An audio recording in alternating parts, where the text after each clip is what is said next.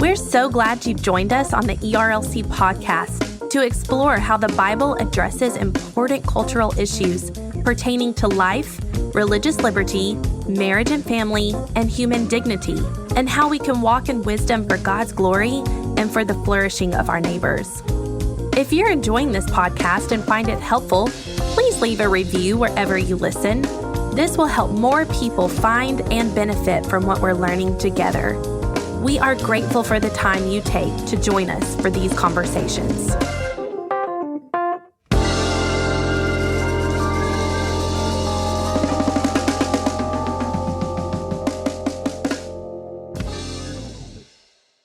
You're listening to the ERLC podcast. What are you wearing lotion? You are so smelly. Are you this wearing morning. girly like lotion? Not smelly, smell. You are prone to smelling this morning. What is up with you? You kind of smell like a girl, and that's why I'm wondering what's happening. I have cologne. I have Alpine Old Spice deodorant on. I have... Hello, and welcome back to this week's episode of the ERLC podcast, where each week we'll be talking about our work at the ERLC and focusing on what Christians should know about the things going on in the world. I'm Lindsay Nicolay, and with me in studio is Brent Leatherwood. Howdy, y'all. It's good to be with you once more. On this chilly day. I'm surprised you're not wearing your parka. I've got a pea coat upstairs, and I kind of wish I'd brought it down here into the studio.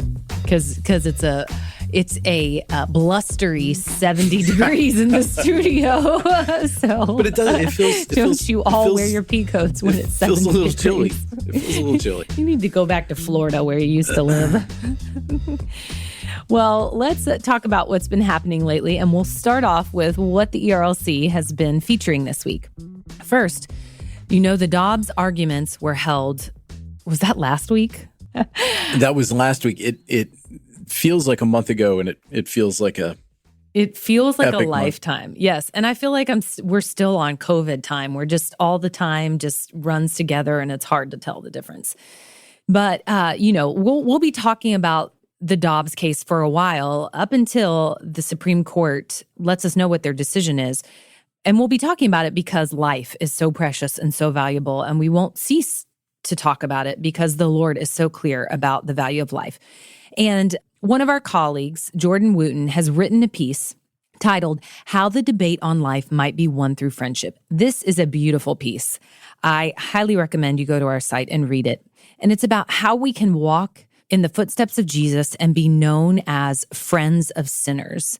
And of course, while it's more complex than just a phrase, and while there might be lots of debates about how to move forward in the pro-life movement, what it looks like to be a friend of sinners, how to engage the lost, surely, as Jordan points out, we won't win anyone over with finger wagging and a hateful spirit and a lack of love. Because as believers, like Paul says, without love, I'm nothing. I'm a clanging gong.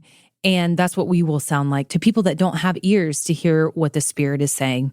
So read this piece and pray that the Lord would give you this kind of heart and use you to bring about change in somebody's life. Jordan's piece here reminds me of Proverbs 15:1. A soft answer turns away wrath, but a harsh word stirs up anger. And the reason I say that is because I feel like Jordan's piece is inviting us and reminding us as Christians that we really do need to do this. And I think there is a tendency in our culture right now to close yourself off from anyone who has, even the smallest sort of disagreement with you. And, that's not to paper over something as serious as abortion and the ending of preborn lives like that.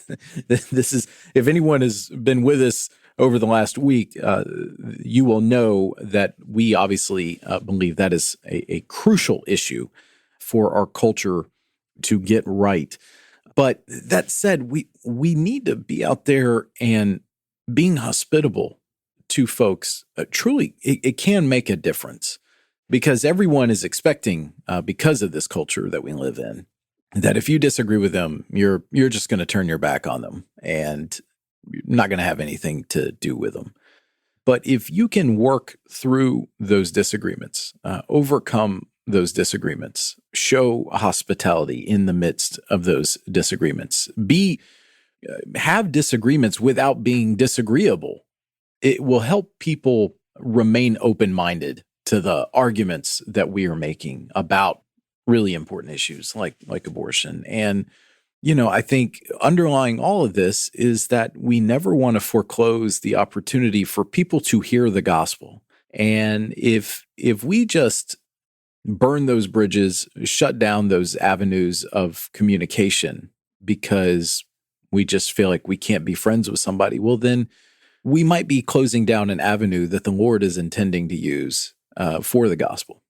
That's good encouragement, Brent. And we really make it more difficult than it is. Jesus himself said the whole law is boiled down to love God with your whole heart, soul, mind, and strength, and love your neighbor as yourself. And in my own life, when I am putting up barriers to that and I am focusing on just all the things that I find wrong with somebody and what they believe, which again, like you said, that's not to discredit legitimate disagreements. But when I'm doing that, really it's because I'm not focusing on that person. I'm focused on myself. And there's not a spirit of love that's pervading my heart for somebody else, because loving our neighbor is inconvenient and it is complex, and it's oftentimes for the long haul, and oftentimes you don't get back what you want to put into it or what you want to get back from it. So anyway, love God, love our neighbor. Mm-hmm. And well, in Jordan, he beautifully weaves in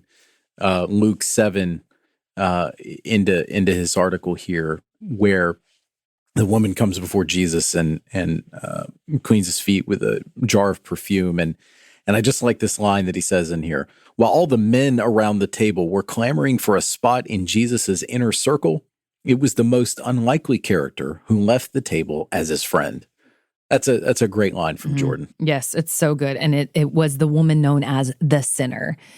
And truly, if we were walking with Jesus back then, we would have questioned what he was doing. I feel I would have. I know I would have. So anyway, I'm thankful for the grace and the mercy of Jesus, and I'm thankful for an article like this by Jordan.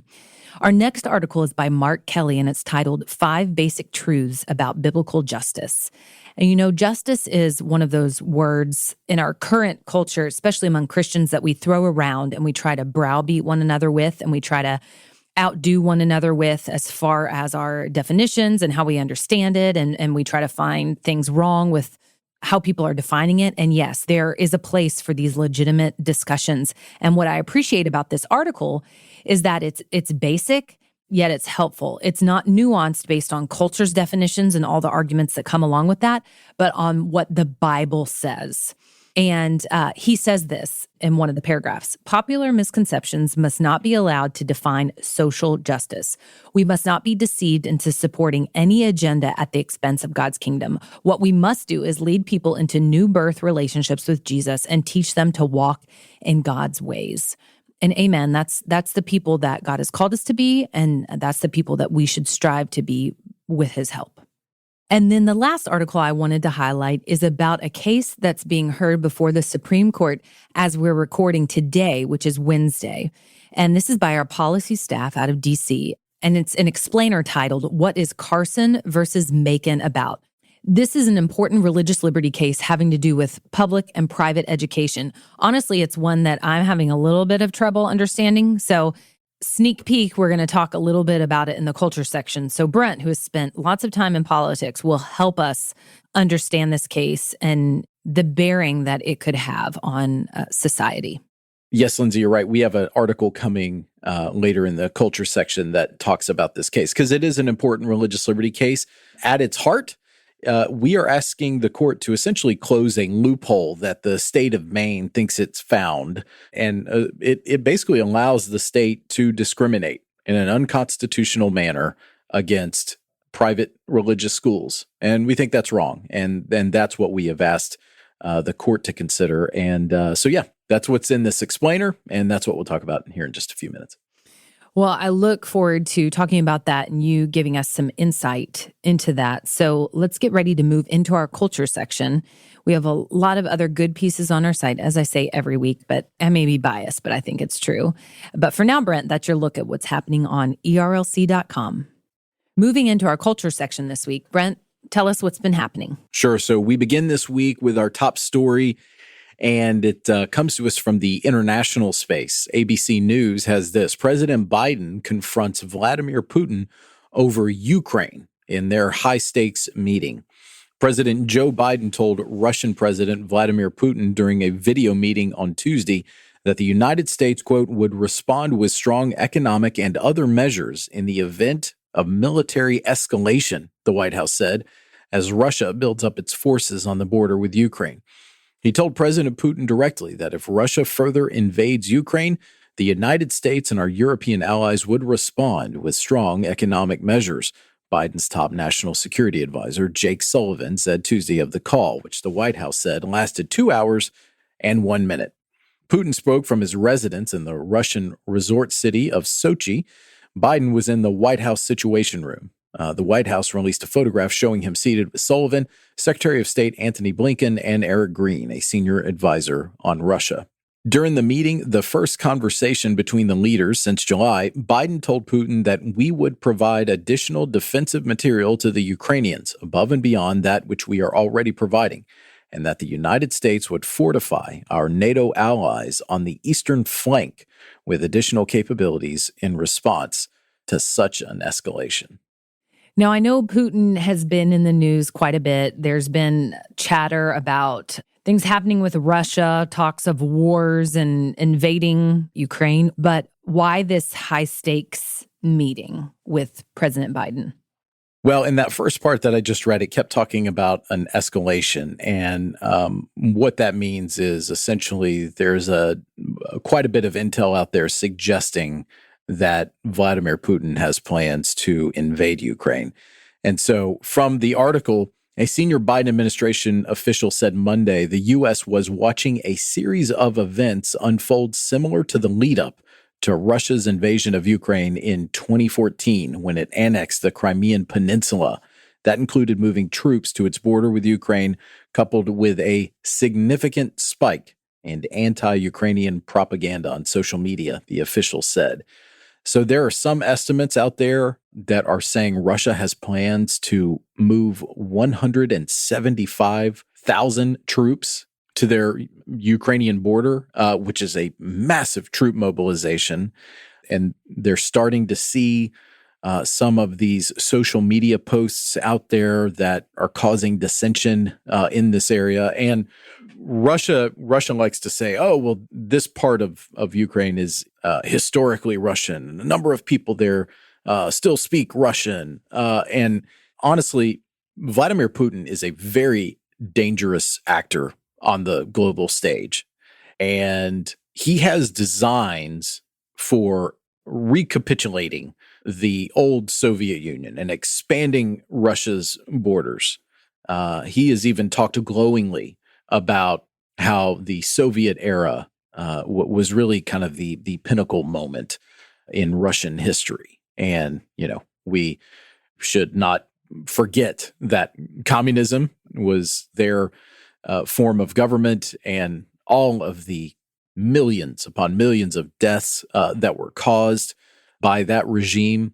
And so to think that there's a world leader out there that wants to go back to that should be very concerning and alarming to all of us.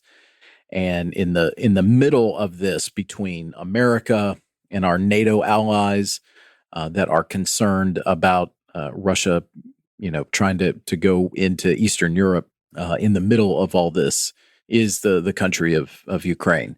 And they are in a very precarious position right now. And that's really what this meeting centered on. All right, moving on from that to the aforementioned Supreme Court case, Carson v. Makin. And this story comes to us from NBC News. It's titled, "The Supreme Court to Decide Whether States Can Refuse to Pay for Religious Education." The Supreme Court on Wednesday will consider whether states that give money to parents for their children's high school tuition can exclude schools offering a religious education.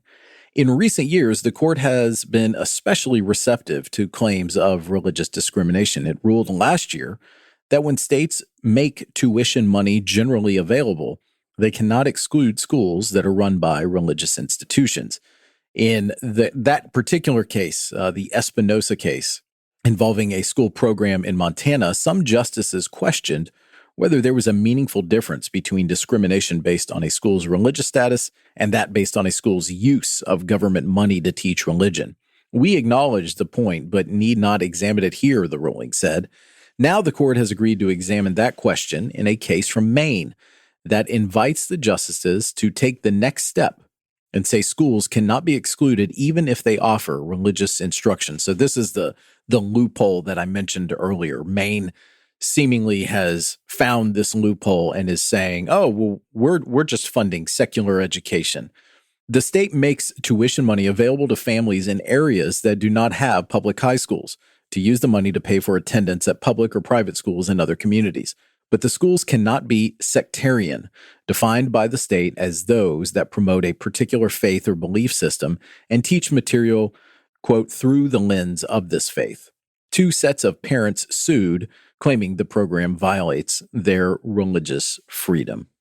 So here's one of my questions that I think may sound dumb, so forgive me if it does. If I was one of these parents, how would I have been clued in to know that this violates my religious freedom? Meaning, you hear so much about separation of church and state and government money not being used to fund things, like seminary education or your church or whatever it might be. So in my mind, I think I would have just thought, oh, well, this is a private religious education, so of course I'm not supposed to use government money for that. Help me think about this, because this is what I'm confused. So, all right, so go back to the First Amendment. Congress shall make no law respecting an establishment of religion or prohibiting the free exercise thereof. And it's that last part in particular that is important. So the court has been fairly consistent, particularly over the last few years, about ensuring that religious entities that vie for public funds are not discriminated solely because they are religious-based in their work that they do or the services that they provide. And here, Montana is trying to say, oh, well, we are simply funding education that is secular in nature. But for many of these parents in these very rural parts of Maine, the only option that they have is to actually go to a religious school. And Maine is saying, oh, well, we're not going to pay for that.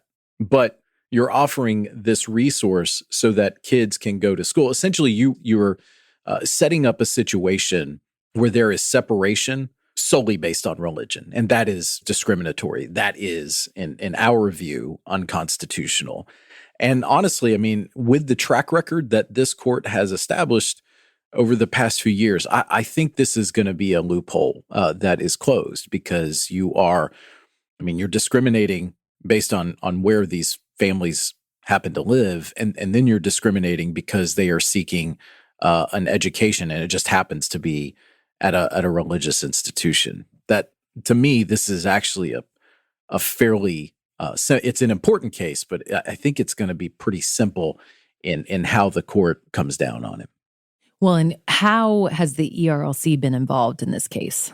Sure. So you mentioned we will have an explainer on this. I think we have a couple other pieces coming this week to just help Christians understand the various facets of this case and how the rulings may affect religious institutions.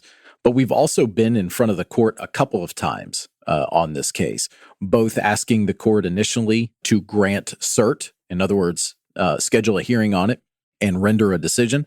And then we've also filed a brief on the merits of the case itself, just kind of fully helping the court to understand the ramifications that this case will have for the religious community. We joined that with a broad group of folks that are in the faith community. And I should also point out one of our trustees, John Whitehead, he's at a firm out of Missouri, and they are part of the team that is representing the parents in this case. So, but we'll have a Baptist Press story that will be coming out about the oral arguments today. And we expect that more than likely the court will rule on this, and their decision, the opinion, will come out towards the end of the term, probably about May or June. So let me ask a behind the scenes question about how this works. When organizations file a brief or they petition the court to grant cert, does that make, like, the more people that do that, does that make the Supreme Court more likely to take up a case? Well, I don't know if it's exactly contingent upon that. Essentially, what the court is asking folks in any space, folks that have an interest in this case, put it that way, they're asking those individuals, those legal minds, tell us why we should take this case. Make your best case for why the Supreme Court needs to hear this case and render a decision. Then once they do that and the case gets scheduled, then they invite those same parties who have interest in it, those are called amici, to file individual briefs, amicus briefs. And that's what we joined in this case and many other cases. Sometimes we are the lead party on those briefs. Other times, such as this one, we join a broad coalition of organizations, and we make sure that religious liberty arguments are put in front of the court. Thank you. Very helpful explanation. Our next article comes to us from the Associated Press, and it kind of takes us a little bit back into the international space. China says that U.S. diplomatic boycott violates Olympic spirit. So the AP reports this. China accused the United States of violating the Olympic spirit on Tuesday after the Biden administration announced a diplomatic boycott of the Beijing Winter Games over human rights concerns. Human rights groups have pushed for a full-blown boycott of the Games, accusing China of rights abuses against ethnic minorities. The U.S. decision falls short of those calls, but comes at an exceptionally turbulent time for relations between the powerhouse nations, and was met with a barrage of criticism from China.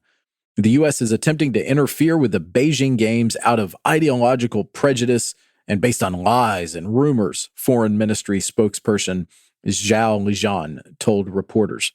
The boycott seriously violates the principle of political neutrality of sports established by the Olympic Charter and runs counter to the Olympic motto, "More United," Zhao said.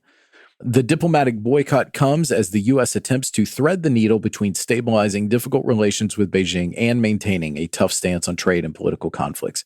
The U.S. has accused China of human rights abuses against Muslim Uyghurs in the northwest Xinjiang province, suppressing democratic movements in Hong Kong, committing aggression against self-ruled island Taiwan, and more. So the AP, in writing this, it said the U.S. has accused China. Well, yes, the U.S. has accused China because these things are verifiable. Earlier this summer, the Southern Baptist Convention, at our annual meeting, we passed a resolution condemning the Uyghur genocide that is occurring by the Chinese Communist Party. We have all seen honestly, the hostile takeover of Hong Kong by the Chinese Communist Party, stifling dissent, snuffing out any sorts of voices out there for democratic reform. And we've seen all of the military posturing and bluster that has been aimed at the island of Taiwan. So look, China right now is being very aggressive in its posture. And last week, they had kind of floated that there may not, in fact, be any official delegations allowed to come to the games. And this week, the Biden administration is saying, well, we're not going to. So because of that, at the end of the day, it may be a bit of an empty gesture, right? Because if Beijing is saying, well, nobody was invited, and the Biden administration, well, we weren't going to send anybody. I would say this. I'm glad that they undertook this diplomatic boycott, and I would urge the Biden administration to do more to confront China morally because of all of this very deeply concerning behavior that China is exhibiting on the world stage that frankly it could destabilize things in the Pacific region in a drastic way. I don't think anybody wants that, but China does need to be confronted, and it needs to be told your actions are disqualifying, and you therefore cannot be at the table with other nations. So that's the nature of some of the conversations that we've had with the State Department and with the Biden administration. And we are hopeful that more will be done because much more needs to be done on this front. China has got to be a terrifying place to live. I just cannot imagine being a citizen there and being subjected to this type of tyranny. And as you've mentioned, the ERLC is constantly working behind the scenes to raise the alarm about the human rights abuses in China. The ERLC just sent a letter to Secretary of State Blinken regarding the Uyghur Forced Labor Prevention Act. And because it is kind of, is it right that in D.C. you're getting wind that it's kind of being sidelined for other priorities, which is not okay. Human rights should always take precedent over other things that are being worked out. That's right. There's been several outlets, including the Washington Post, that have reported that the officials within the Biden administration, particularly the State Department, have told leaders on the Hill, the Democratic leadership on the Hill, to hold on these bills, to water them down. And so we sent a letter to the Secretary of State registering our deep concerns with this.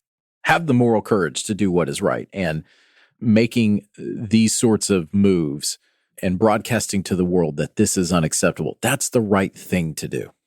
You know, I was watching a news story the other day about Pearl Harbor, and the correspondent, Harry Smith, who actually looks like a friend of our family, which y'all don't care about, but he was interviewing this man who was I don't know exactly what he does, but like a radar supervisor or something. And he had taken down a message that was a warning about incoming planes. The U.S. apparently was expecting their own planes, but they were just showing some of these men who were veterans of World War II and who were at Pearl Harbor. And it just reminded me of, as some say, the greatest generation, these men and women involved too, who took leadership, made the right moral choices, fought for the freedoms of so many. And it makes me long for that kind of leadership too. Like, this is a type thing. Of course, it's the right thing to do to advocate for the rights of our fellow humans. Of course, that should trump some other political moves. This is the right thing. And yeah, I long for the day that we have the type of leadership that is clear about that type of thing. Okay, and our final story is talking about the vaccine mandates that have come from the Biden administration. So I know that a number of churches out there, our sister entities, a number of organizations have been trying to figure out how to navigate this. How will they implement several of these mandates that will affect larger organizations? And I just thought this story was interesting because it's actually showing a bit of an evolution on the Democratic side of the aisle as it relates to the thinking about these vaccine mandates. So this comes to us from Politico, and it says Democrats are souring on vaccine mandates. Moderate and frontline members of the Democratic Party are singing a different tune. In recent comments, several high-profile Democrats have stated their opposition to vaccine mandates, specifically applied to private businesses. The most recent Democratic lawmaker to voice her concern was Michigan Governor Gretchen Whitmer. Once considered to be a pick for President Biden's vice president, Whitmer said she opposes mandates, citing the impact on the state's workforce as Michigan grapples with upticks in cases and residents are split on whether or not to get the vaccine.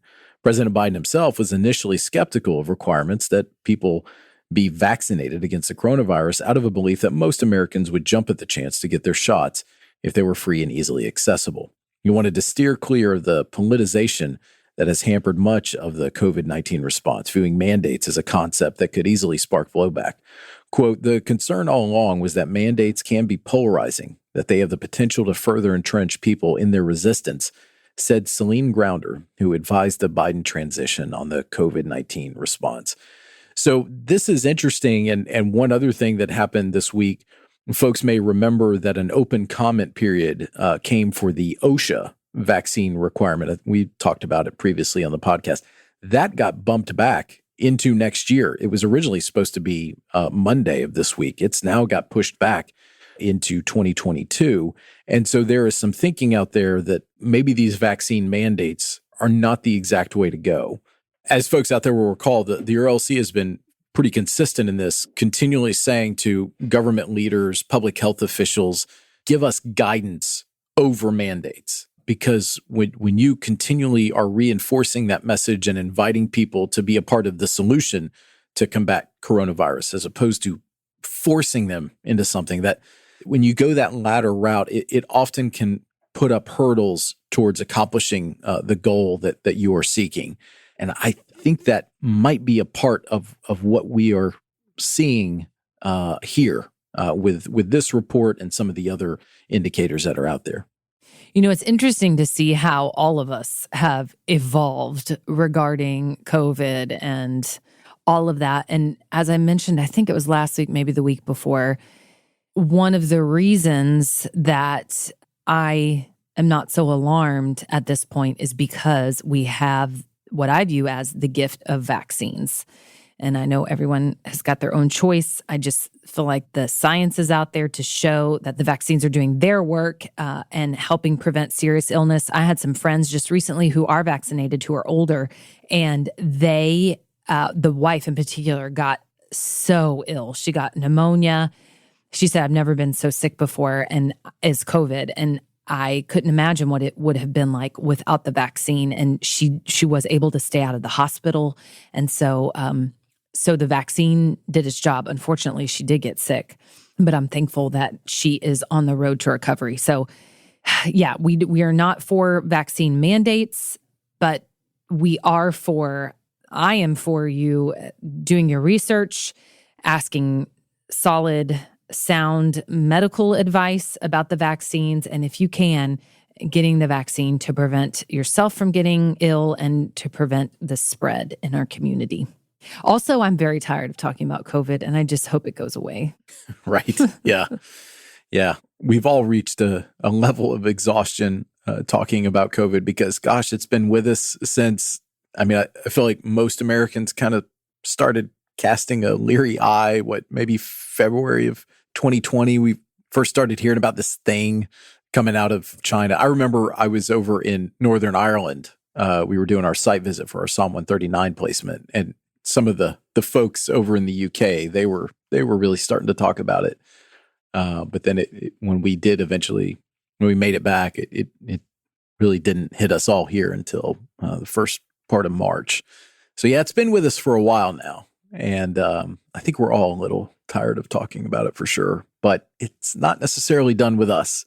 So go get vaccinated, folks. Yes, but the good news is I heard somebody talking the other day about Omicron, right? And and how relating it to the Spanish flu and how the Spanish flu eventually died down because more strains would come in, but these strains were more contagious but less severe. And so then eventually it cycles through everyone. So Omicron is looking to be that way, and hopefully this is what is happening. Mm-hmm. Well, one of the doctors that Meredith knows, who is an expert in all sorts of diseases, he said at the very beginning of this, he's like, if this is a serious pandemic, it will take 3 years for it to get to a place where it is more manageable and it's an endemic thing that's in the background that we live with. And he's like, there's really not much that we're going to be able to do to shorten that time frame. Yeah, that makes sense, because my friend her husband is a doctor, he said things probably won't get back to normal till our son is in kindergarten, and he was 2 at the time. So. That's crazy. Mm-hmm. Wow. Okay. Well, Lindsay, that's your look at This Week in Culture.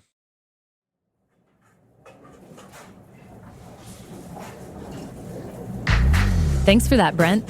And now it's time for the Lunchroom, where we tell you what we're talking about with each other. Brent, you're up first.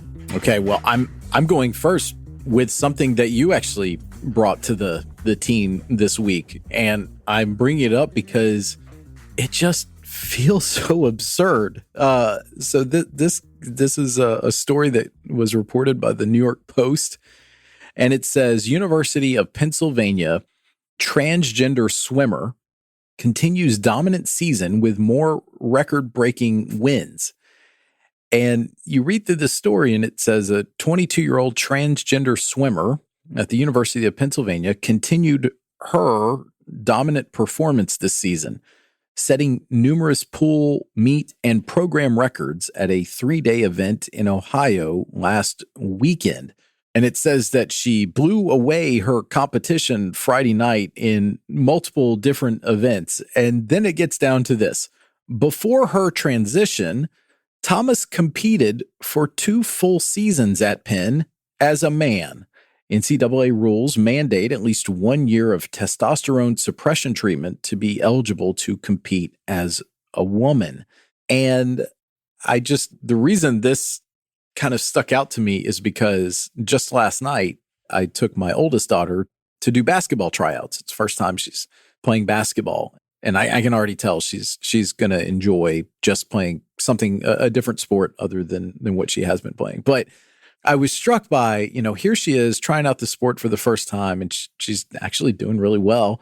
But if there was a boy out there that had also been playing basketball and was just kind of dominating on the court, right, I would step back and be like, this is not fair. This is not within the spirit of the game. And here, this story almost has like a celebratory mood about it. But if you look at the pictures here, this individual has clear physical advantages over the other female competitors. And in fact, as recently as a year ago, was competing as a man in male swim meets. And it's like, what are we doing culturally, what are we doing? And then like in this specific instance, what are we doing with sports? And it reminded me of a piece that our former trustee chairman, Pastor David Prince, out of Kentucky, he wrote a piece for us last year. It was specifically talking about the Equality Act and what it would do to break down lines of competition between males and females. And he just wrote, in athletics, a refusal to account for biological sex-dependent differences will legally enshrine inequality in sports. In addition to being unfair, it is insulting and demeaning to females when we proceed as if biological males are the standard by which they ought to evaluate themselves. Acknowledging biological differences in athletic competition is as necessary as acknowledging differences in age. This is not hyperbole. Female athletes nationwide are already experiencing the unjust effects of our cultural gender chaos. And he goes on to list several examples, and I feel like, well, this instance out of the University of Pennsylvania, it can now be added to that list, because at the end of the day, this is inequality. This isn't actually accomplishing the things that so many folks will want you to believe it will accomplish. This isn't like fairness in sports. This is tearing down what it means to be a man and what it means to be a woman, and particularly what it means to be those things in the context of sports. When it's insanity, and it's not for our society's flourishing. And it was written by a sports reporter, and it's silly because, I mean, it's not even legitimate reporting because facts aren't being taken into account. Like you said, the transgender swimmer continues a dominant season with record-breaking wins. Well, duh. What else do you think is going to happen? Because scientifically, a man is going to swim faster than a woman. It's just biological. It's not inequity in the sense that a woman is lesser or whatever. It's just biology and how God has designed us. So it's just insane, and it is not going to lead to good places in our culture. Now, on a completely different topic and something unserious, because there's just too much serious stuff going on currently, I wanted to make a recommendation, and that is for the series Hawkeye on Disney+. So my husband and I love some of the Disney Plus series. We loved The Mandalorian. We cannot wait till Boba Fett comes out, which I don't remember if that's the end of this year. Why are you laughing? I don't know if that's the end of, is that what it's called, right? Yeah, it's called like the title's like the Book of Boba Fett. Something like that. Yeah, I just think it's funny that you're throwing around these Star Wars terms. It's pretty cool, isn't it? I don't know that it is. Whatevs. Maybe in some people's minds. Whatevs. But so we look forward to that. But Hawkeye, My husband isn't as into it. He's not as into like the Marvel comic movies and such, and I haven't watched all of them. But this one is just delightful. It makes me laugh. It's Christmas themed. It just doesn't get any better than that. An action themed Christmas show. I love it. It's like Die Hard, though I don't recommend Die Hard. The language, there's some stuff in there. Do not recommend it, except for maybe the TBS version. But action, Christmas, adventure. It's a family story. He's trying to get back to his family. It's just some good entertainment for the Christmas season. I'm about 2 episodes in, and I love the fact that they situated it within the Christmas context, because I know that will bring me joy now. And if I watch it again next July, that will also bring me a lot of Christmas cheer. So you're giving me a hard time, well, for throwing around Star Wars lingo, but I didn't realize you watched this kind of stuff. Do you watch superhero comic I watch superhero stuff. Yeah. You do? Yeah. It seems like you'd be sitting at home watching C-SPAN. I talked very favorite C-SPAN app. Well, I do. And that's what I'm watching most of the time. Every now and then, Lindsay, I like to let my hair down a little bit. Yeah. Watch what's happening to let your in the old flatten out. Watch what's happening in the old Marvel universe. Does Meredith watch these things with you? She does. She doesn't. The Star Wars stuff, she's like, I don't get this. So I don't usually watch it unless she's like already like falling asleep or whatnot. The superhero stuff, though, she will kind of get into it every now and then. She loves like Black Panther. Mm-hmm. She thought that was just like the most awesome action movie ever made. So, and it was good. Justin fell asleep in that movie. Well, at the movie theater. Well, he was tired. But anyway, so I'll watch it every now and then. Okay. It's not like at the top of my like to-do list. Yeah. You know. Well, I'm impressed. I'm just giggling the whole way through because of the dialogue, and Justin is not giggling, but he's sitting there and tolerating it. So if you're looking for a good show to watch, Hawkeye might be for you. And I think that's a good place to end it on an entertainment note. Just a reminder, you can find links to all of the things we talked about today in the show notes. And if you like the podcast, please consider helping us spread the word by sharing the episode on social media or going into your favorite podcast app and leaving us a rating and review. And in addition to listening to this podcast, be sure to check out our other ERLC podcasts. The Digital Public Square airs every Monday, and its host is Jason Thacker, who is one of the leading voices on technology and ethics. And if you like staying informed about important policy issues that matter to Southern Baptists, Capitol Conversations is our podcast directly from Capitol Hill, which is hosted by our colleague, Chelsea Sobolik. Search for The Digital Public Square and Capitol Conversations wherever you listen to podcasts. Thanks again for listening, and we'll be back next week with more content.